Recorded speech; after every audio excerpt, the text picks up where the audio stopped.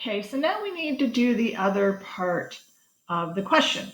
The other part of the question is to find acceleration. I want to know what the acceleration is. Now, when I go to do this, I'm going to go back and use the original information. I'm not going to use this because if I made a mathematical error, which can happen, we all have bad math days, well, then I will have two wrong answers. Instead, I'm going to go back to my original. So now I need something that has D, V2, T, and A in it. So I'm going to look at my kinematic equation list, and I know the best choice now is this one.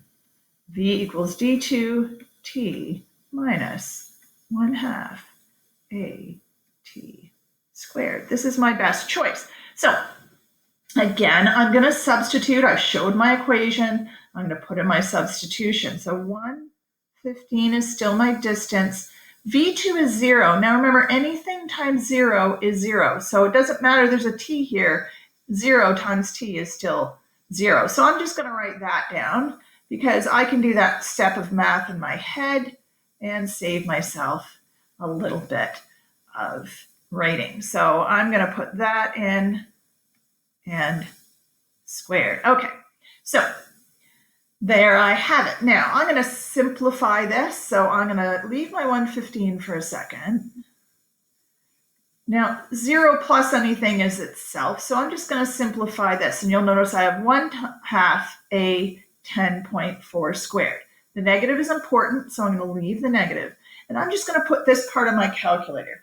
I'm going to put 10.4 squared in my calculator and find that number. And then I'm going to find half of it, which is either multiplying by 0.5 or dividing by 2, whichever makes you happy.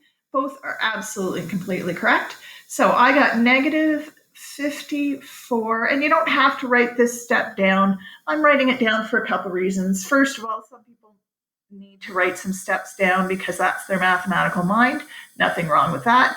But it also means if you're doing this calculation while you're watching this or later on you check it, because I highly recommend you go through it with your calculator, then you will notice you got the right answer, right? So that's part of it. Now I'm going to take 115. This is multiply on this side. When it comes over, it'll divide. So I'm going to divide 115 by negative 54.08. I will get a negative number. And now negative numbers often cause panic. Don't let this one. So I've got 3 digits still. Let's drill 3 sig figs, and I got 1.126, which gives me 1.13.